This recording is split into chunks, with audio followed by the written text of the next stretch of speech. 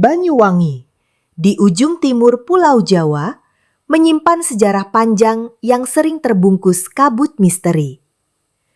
Dari hamparan sawah hingga hutan lebat, setiap sudutnya menyimpan cerita mistis turun-temurun.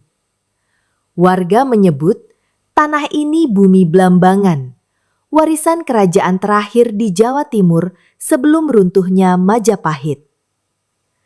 Selain keindahan alamnya, Banyuwangi terkenal karena reputasinya sebagai pusat santet. Bagi pendatang, ini adalah panah yang memikat sekaligus menakutkan. Di masa lalu, hubungan antara manusia dan dunia gaib dianggap hal biasa. Para dukun memiliki posisi terhormat, dianggap penjaga keseimbangan antara dua alam. Namun, kekuatan itu sering disalahgunakan untuk tujuan gelap. Di sini mitos santet mulai melekat kuat di hati masyarakat. Legenda itu berkembang dari bisik-bisia menjadi cerita yang mendunia. Kerajaan Blambangan berdiri tegak di tanah Banyuwangi berabad-abad lalu. Ia menjadi benteng terakhir yang menolak tunduk pada kekuasaan Mataram dan kolonial Belanda. Namun, kekuatan fisik saja tak cukup. Para raja memanggil dukun sakti sebagai penasihat spiritual. Konon, mereka menguasai ilmu hitam tingkat tinggi untuk melindungi kerajaan. Ilmu itu kemudian diwariskan secara rahasia hingga ke zaman modern. Tak semua ilmu digunakan untuk kebaikan. Ketika intrik politik memuncak, santet menjadi senjata sunyi yang mematikan. Korban bisa jatuh sakit tanpa sebab dan mati dalam penderitaan. Belanda mencatat fenomena ini dalam arsip kolonial mereka, meski menyebutnya tahayul. Bagi warga lokal, itu adalah kenyataan yang tak terbantahkan. Suatu malam di desa Kemiren, bulan tertutup awan pekat. Angin dingin bertiup, membawa aroma bunga kenanga yang menyengat. Warga menutup pintu rapat-rapat, takut keluar rumah. Kata orang tua, malam tanpa bulan adalah waktu terbaik untuk mengirim santet. Siapapun yang menjadi target, nyawanya terancam. Di kejauhan, terlihat bayangan seseorang berjalan perlahan menuju sungai. Tangannya membawa kendi tanah liat berisi air misterius. Air itu dicampur ramuan dari akar, darah ayam, dan tanah kuburan. Begitu air dituangkan ke arus sungai, kabarnya roh-roh akan mencari korban. Keesokan harinya, seorang tetangga jatuh sakit tanpa alasan. Legenda lama menceritakan tentang seorang perempuan cantik berkalem ular hijau. Ia adalah dukun sakti bernama Nyai Rara Samirah, hidup di abad ke-18. Konon, ia bisa memanggil hujan, mengusir hama, bahkan membunuh dari jarak jauh. Ular di lehernya bukan sekadar hewan, tapi jelmaan jin pelindungnya. Namanya masih dibisikkan dengan rasa takut hingga kini.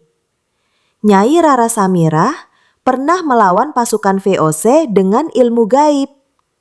Banyak serdadu Belanda ditemukan tewas dengan wajah pucat dan mata membelalak. Namun kekuatannya membuatnya diburu hingga ke pedalaman hutan Banyuwangi. Ia menghilang tanpa jejak, meninggalkan aura mistis di daerah itu. Penduduk percaya arwahnya masih berkeliaran mencari pewaris. Tahun 1927, sebuah keluarga kaya di Banyuwangi terkena musibah berturut-turut. Lumbung padi terbakar, sapi-sapi mati mendadak, dan anak sulungnya sakit keras. Seorang tetua desa menyarankan mencari penyebab lewat ritual khusus. Ritual itu mengungkap bahwa mereka menjadi target santet dari pesaing dagang. Satu-satunya cara menghentikan kutukan adalah memberi tumbal. Tumbal yang dimaksud bukan sekadar sesaji makanan atau kemenyan. Yang diminta adalah nyawa seekor kambing hitam berusia ganjil. Ritual dilakukan di tepi hutan saat tengah malam. Setelah darah kambing diteteskan ke tanah, angin berhembus kencang dan suara bisikan terdengar. Anehnya, esok harinya semua penyakit keluarga itu lenyap. Seorang peneliti Belanda bernama Willem de Groot pernah tinggal di Banyuwangi. Ia menulis surat kepada koleganya di Amsterdam tentang fenomena santet.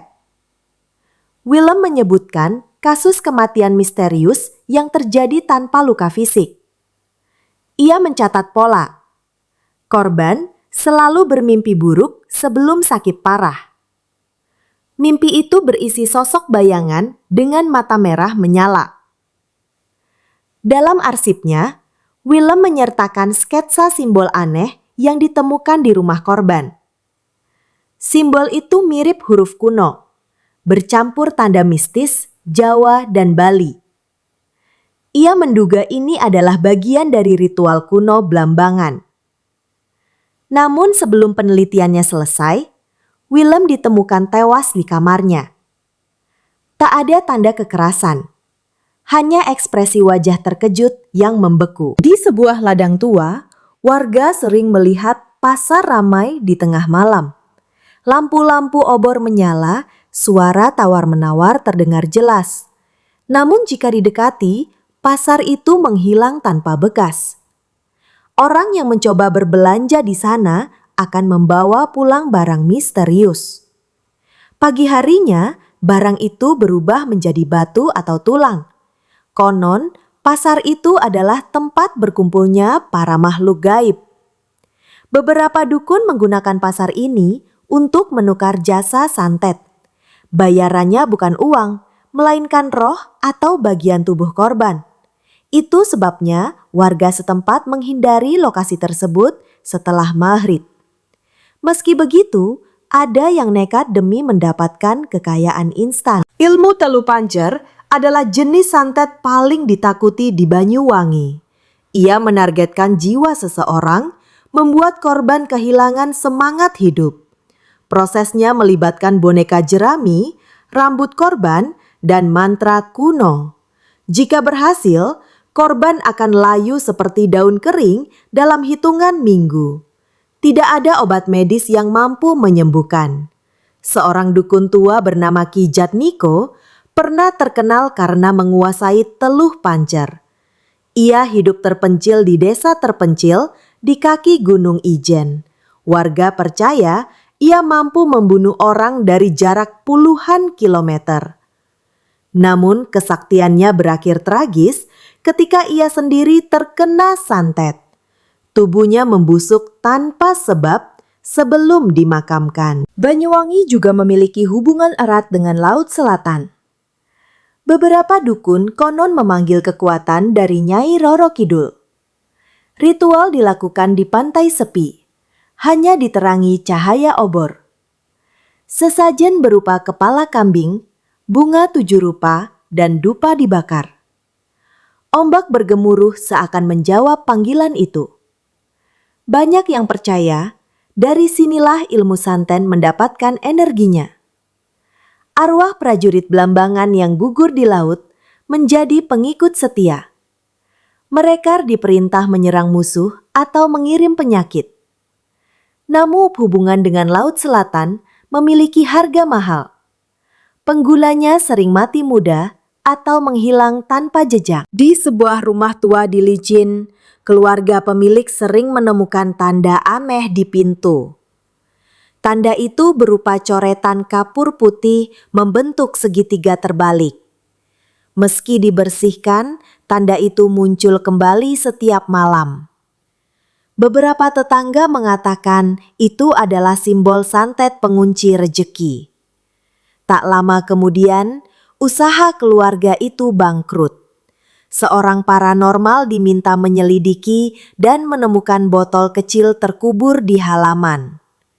Di dalamnya ada jarum, rambut manusia, dan potongan kain. Botol itu dibakar bersama mantra pembatal santet. Sejak saat itu, tanda di pintu tak pernah muncul lagi. Namun, keluarga itu tak pernah benar-benar pulih dari kemalangan. Petani di Glaga sering melihat bayangan aneh di tengah sawah saat malam. Bayangan itu berjalan pelan, membawa obor kecil berwarna hijau. Ketika didekati, sosoknya berubah menjadi kabut dan menghilang. Warga percaya itu adalah utusan dukun yang sedang mengantar santet. Jejaknya selalu meninggalkan rumput yang layu dalam semalam. Suatu malam, seorang pemuda nekat membuntuti bayangan itu. Ia membawa sebilah keris pusaka untuk melindungi diri. Bayangan tersebut berhenti di dekat gubuk tua, lalu menatapnya.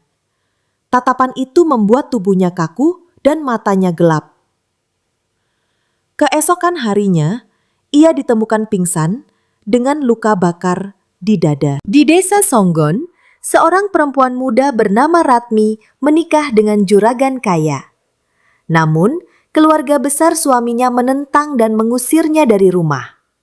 Ratmi kembali ke rumah orang tuanya dengan hati penuh amarah. Ia mencari bantuan seorang dukun perempuan yang terkenal kejam. Tujuannya, membuat seluruh keluarga mertuanya menderita. Tak lama kemudian, penyakit aneh melanda keluarga tersebut. Keluarga-keluarga melepuh seperti terbakar, tapi tanpa sebab jelas. Dokter tidak mampu menemukan penyebab medis. Ratmi hanya tersenyum setiap kali mendengar mengan penderitaan mereka. Namun ia sendiri akhirnya meninggal mendadak di usia muda. Orang tua di Banyuwangi sering melarang anaknya keluar malam sendirian. Konon ada mantra santet yang disebarkan lewat hembusan angin. Jika terkena, orang akan jatuh sakit perlahan tanpa merasa gejalanya. Mantra itu diucapkan oleh dukun dari jarak jauh tanpa terlihat. Tandanya adalah aroma melati yang tiba-tiba muncul di udara. Suatu malam, seorang penjual sate pulang larut dan mencium aroma itu. Ia merasa pusing dan lemas, lalu pingsan di jalan. Warga yang menolongnya melihat wajahnya membiru seperti kehabisan napas. Untungnya, seorang kiai membaca doa penangkal hingga ia sadar. Sejak itu, ia selalu membawa jimat daun sirih kemanapun pergi. Di tengah hutan Kalibendo, terdapat kuburan tua yang jarang dikunjungi. Batu nisannya besar dan ditumbuhi lumut tebal. Konon, di sanalah dimakamkan seorang dukun sakti dari zaman Belambangan. Siapapun yang berani mengambil tanah dari kuburan itu akan mendapat kekuatan santet. Namun, risikonya adalah nyawa sebagai gantinya. Seorang pemuda mencoba membuktikan cerita itu. Ia mengambil segenggam tanah saat tengah malam ditemani dua temannya. Malam itu, ia bermimpi bertemu sosok berjubah hitam dengan mata menyala. 3 hari kemudian, pemuda itu meninggal tanpa sebab. Tanah yang ia ambil ditemukan kembali di atas makam tersebut. Warga desa Olehsari pernah digemparkan oleh suara bayi menangis di kebun tebu. Suara itu terdengar jelas, tapi tidak ada wujudnya. Orang yang mencoba mencari sumber suara justru merasa tubuhnya berat.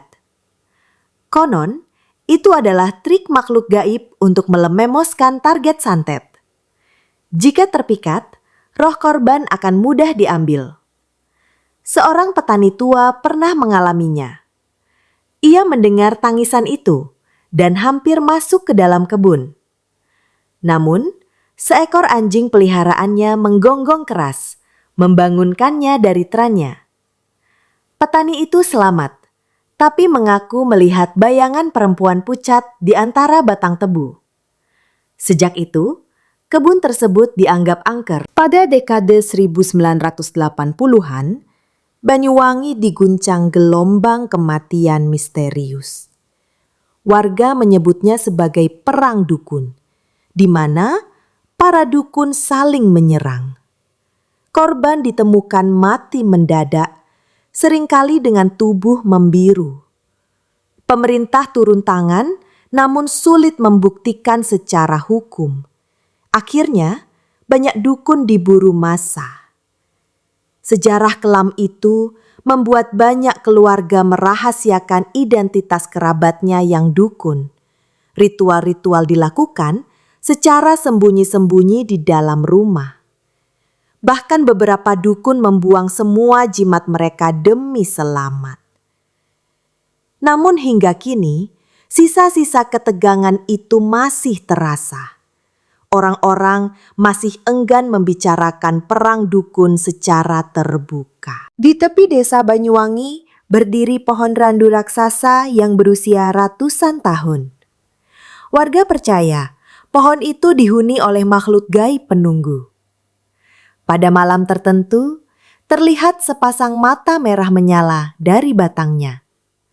Siapapun yang menatap mata itu terlalu lama akan terkena santet. Korban biasanya jatuh sakit dalam 3 hari.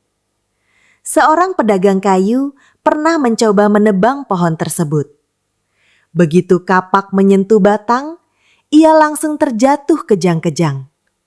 Tubuhnya panas seperti terbakar dari dalam. Meski dirawat intensif, ia meninggal sebelum pohon berhasil ditebang. Sejak itu, tak ada yang berani mengusiknya. Di dusun Tamansari, ada rumah kosong yang sering terdengar riuh di malam hari. Suara musik gamelan, tawa, dan aroma masakan menggoda warga. Jika masuk, tamu akan melihat pesta besar dengan hidangan mewah. Namun, jika mereka makan, tubuhnya akan melemah dan sakit parah. Konon, itu adalah jamuan roh yang menjadi media santet. Seorang pemuda pendatang pernah terjebak di pesta itu.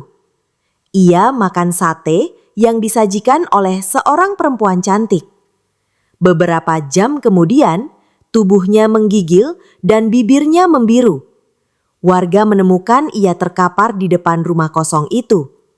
Hingga kini, rumah tersebut dibiarkan terbengkalai. Keris Sabrang adalah pusaka kuno yang diyakini mampu menolak sekaligus mengirim santet. Bilahnya tipis, berwarna hitam legam, dengan pamor menyerupai ombak laut. Keris ini diwariskan dari dukun ke dukun di Banyuwangi. Namun, pemiliknya harus menjalani pantangan ketat agar tak terkena balasan. Pantangan itu termasuk tidak boleh digunakan untuk membunuh tanpa alasan. Suatu ketika, seorang pemuda sombong mencoba menggunakan keris itu untuk balas dendam. Ia melanggar pantangan dan mengirim santet kepada tetangganya. 3 hari kemudian, ia sendiri jatuh sakit parah. Keris itu ditemukan berlumur darah tanpa luka fisik di tubuhnya. Setelah kejadian itu, keris Sabrang menghilang entah kemana. Di sebuah desa di Wongsorejo terdapat sumur tua yang airnya jernih. Namun, warga percaya air itu hanya boleh digunakan untuk ritual. Airnya mengandung energi gaib yang dapat memperkuat santet. Dukun sering mengambilnya untuk mencuci jimat atau boneka santet. Jika digunakan sembarangan, air itu bisa membawa kematian. Seorang anak kecil pernah minum dari sumur itu saat bermain. Malamnya, ia demam tinggi dan meracau, menyebut nama-nama asing. Orang tuanya membawa ke kiai untuk disembuhkan. Kiai tersebut memandikannya dengan air kelapa muda hingga sembuh. Sejak itu, sumur tersebut ditutup dengan papan kayu. Suatu malam, keluarga di desa Sobo dikunjungi seorang pria asing. Ia mengenakan baju lurik, wajahnya pucat, dan berbicara pelan. Tanpa banyak kata, ia meminta segelas air putih. Namun saat istri pemilik rumah kembali dari dapur, pria itu menghilang. Di meja hanya tersisa bunga kenanga layu. Esoknya, anak bungsu keluarga itu jatuh sakit tanpa sebab jelas. Seorang tetua desa berkata, pria itu adalah Herantara Santet. Bunga kenanga menjadi media untuk mengirim penyakit. Mereka segera membakar bunga itu sambil membaca doa. Anehnya, sang anak pulih sehari kemudian. Warga licin sering mencium wangi melati yang menyusup ke rumah. Aroma itu biasanya muncul menjelang tengah malam. Konon, wangi melati adalah pertanda santet sedang dikirim. Dukun mengatakan aroma itu berasal dari asap dupa gaib. Jika tidak diusir, penyakit akan datang dalam hitungan hari. Seorang ibu muda pernah mengabaikan tanda itu. Ia mengira wangi tersebut berasal dari kebun tetangga. 3 hari kemudian, ia mengalami demam tinggi dan mimpi buruk. Dalam mimpi, ia melihat wanita berjubah hitam berdiri di pintu. Baru setelah ritual pembersihan, penyakitnya mereda. Di pasar tradisional, seorang penjual barang antik menawarkan topeng tua. Topeng kayu itu memiliki senyum aneh yang membuat merinding. Ia mengklaim topeng itu berasal dari dukun sakti abad lalu. Konon, pemiliknya akan terlindung dari serangan gaib. Namun, harga yang dibayar bukan uang, melainkan mimpi buruk setiap malam. Seorang kolektor membelinya dan menggantung di ruang tamu. Malam itu, ia bermimpi topeng tersebut berbicara padanya. Topeng itu meminta darah sebagai persembahan. Ketika ia menolak, topeng jatuh dan retak sendiri. Keesokan paginya, kolektor itu ditemukan meninggal di kursinya. Di lereng Gunung Raung, ada jalan setapak yang hanya muncul saat senja. Penduduk percaya jalan itu membawa orang ke alam gaib. Dukun tertentu memanfaatkannya untuk memperkuat santet. Korban yang tersesat di sana tidak akan kembali dengan selamat, atau pulang dengan jiwa yang kosong dan pandangan hampa. Seorang pendaki pernah mencoba menelusurinya. Ia mengaku melihat pasar ramai di ujung jalan. Namun tiba-tiba semua menghilang, diganti kabut pekat. Saat ia sadar, ia sudah berada di tengah kuburan desa. Sejak itu, ia sering berbicara sendiri tanpa sadar. Suatu sore di desa Kluring, hujan turun tanpa awan di langit. Namun yang jatuh bukan air, melainkan ratusan jarum kecil. Warga panik dan menutup pintu rapat-rapat. Seorang kiai berkata, ini adalah santet massal untuk melumpuhkan desa. Jarum-jarum itu terbuat dari logam kuno yang sudah dimantrai. Keesokan harinya, beberapa warga jatuh sakit bersamaan. Mereka merasakan nyeri seperti ditusuk di seluruh tubuh. Jarum yang ditemukan dibakar di halaman masjid. Asapnya berbau menyengat dan membuat mata perih. Setelah itu, penyakit warga perlahan menghilang. Warga Kalipuro kerap melihat bayangan melintas di atap rumah. Bayangan itu bergerak cepat, meski tak ada orang di sekitarnya. Konon, itu adalah wujud jin pembawa santet. Ia mengendap-endap mencari celah untuk masuk ke rumah target. Jika berhasil, korban akan jatuh sakit dalam semalam. Seorang pemuda mencoba memotretnya dengan kamera ponsel. Namun, hasil foto menunjukkan sosok hitam besar tanpa wajah. Beberapa menit kemudian, ponselnya rusak tanpa alasan. Malamnya, ia bermimpi dikejar sosok yang sama. Esoknya, tubuhnya demam hingga tak sadarkan diri. Di hutan alas Purwo, terdengar dentang gong setiap malam Jumat Kliwon. Suara itu konon memanggil arwah untuk membantu ritual santet. Tidak ada yang berani mencari sumber suara itu, karena mereka yang mencoba tak pernah kembali pulang. Hanya suara langkah kaki yang terdengar di kegelapan. Seorang pemburu pernah mencoba mendekat. Ia menemukan gong besar berkarat tergantung di pohon. Saat memukulnya, suara yang keluar menyerupai jeritan manusia. Sejak hari itu, ia sering sakit-sakitan dan bermimpi buruk. Gong itu kini dibiarkan tergantung tanpa sentuhan manusia. Seorang dukun terkenal memiliki cermin besar, berbingkai emas. Cermin itu dikatakan bisa memantulkan masa depan korban santet. Namun, setiap orang yang menatap terlalu lama akan kehilangan jiwanya. Cermin ini digunakan untuk mencari kelemahan musuh.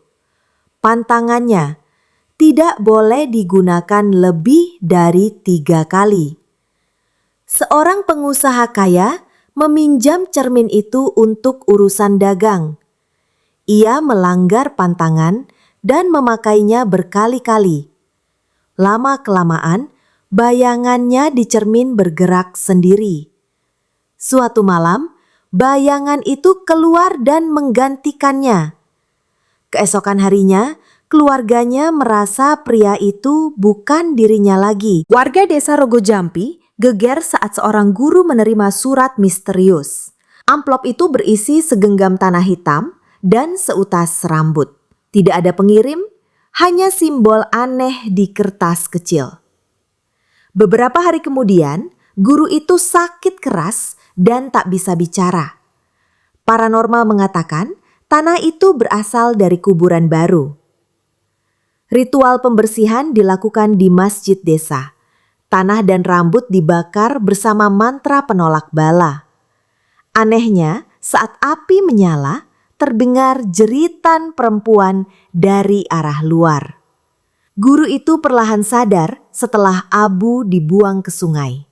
Namun ia tidak pernah tahu siapa yang mengirim surat tersebut. Di desa Genteng, seorang pemuda membuat seruling dari bambu tua. Bambu itu ia temukan di kebun yang terkenal angker. Saat dimainkan, musiknya indah namun membuat pendengar mengantuk. Konon, seruling itu digunakan dukun untuk menidurkan korban santet.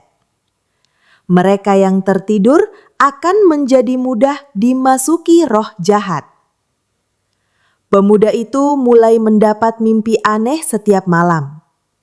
Ia bermimpi bermain seruling di depan lautan api.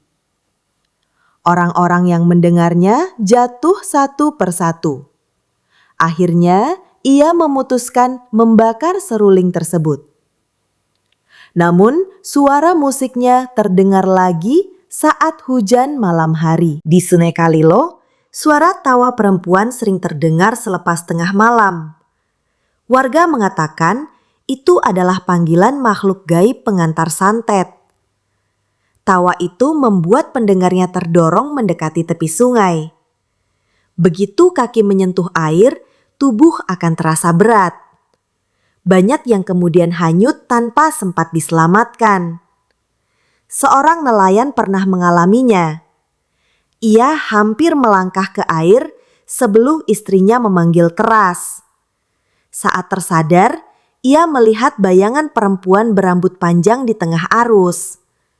Matanya merah, bibirnya tersenyum lebar.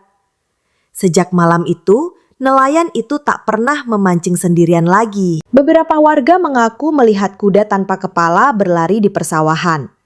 Suara derapnya keras, namun tak meninggalkan jejak kaki. Kuda itu dipercaya sebagai tunggangan roh pengirim santet jarak jauh. Jika kuda itu melewati rumah, penghuninya akan sakit mendadak. Kadang terdengar ringkikan yang membuat bulu kuduk berdiri. Seorang petani yang pernah melihatnya jatuh sakit 3 hari kemudian. Tubuh Ningar terasa seperti diinjak-injak berkali-kali.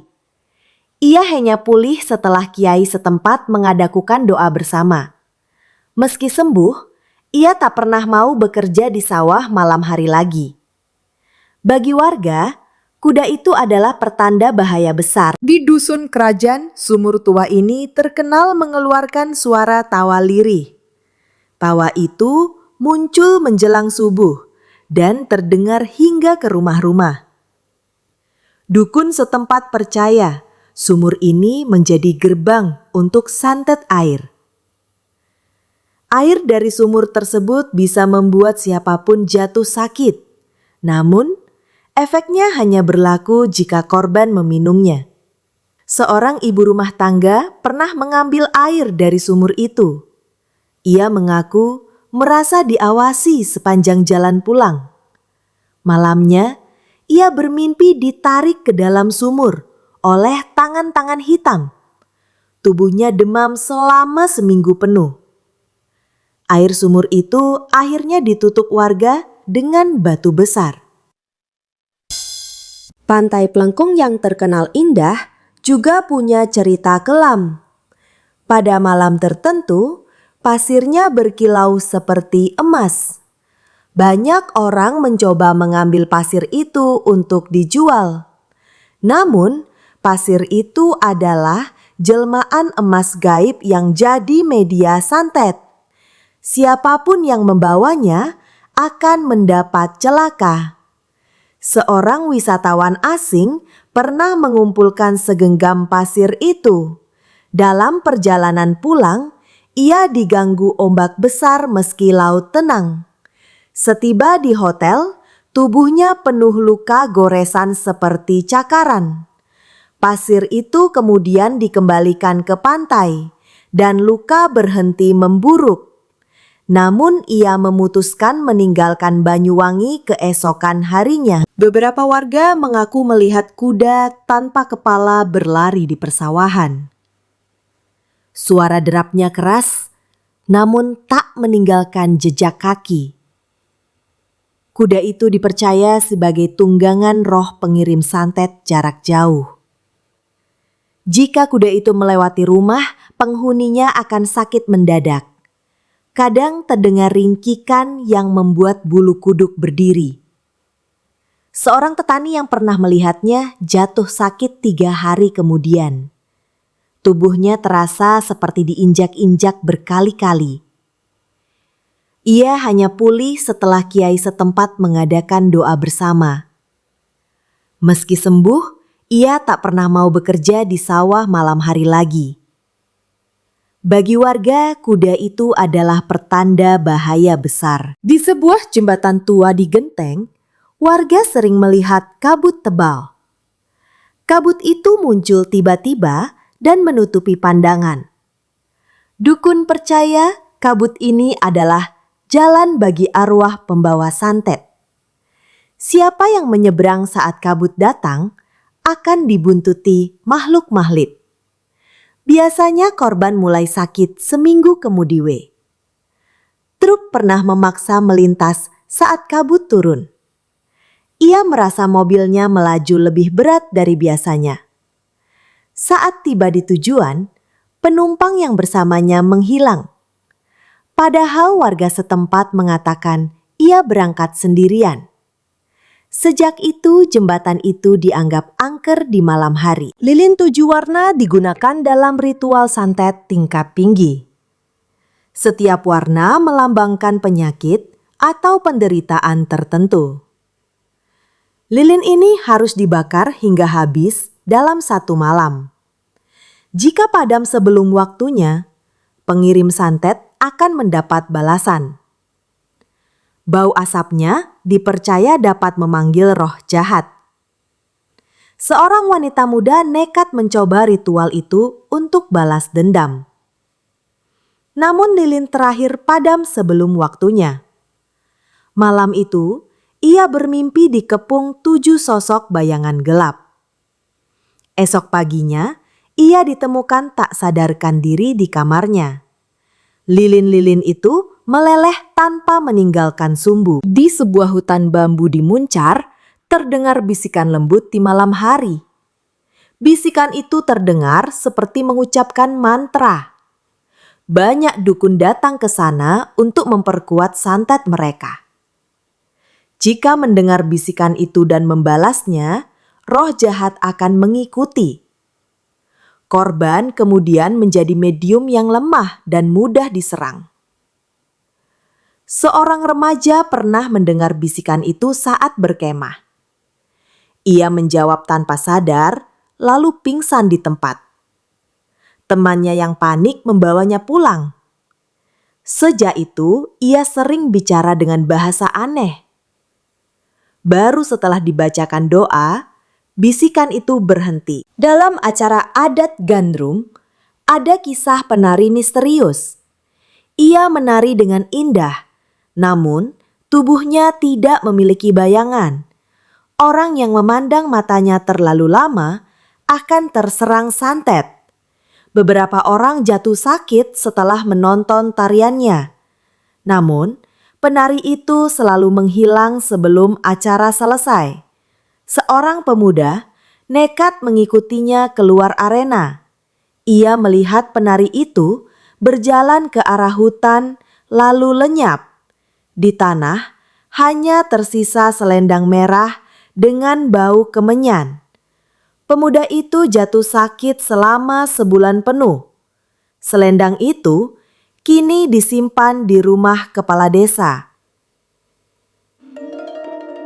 Di akhir tahun, warga desa Glagah mengadakan doa bersama.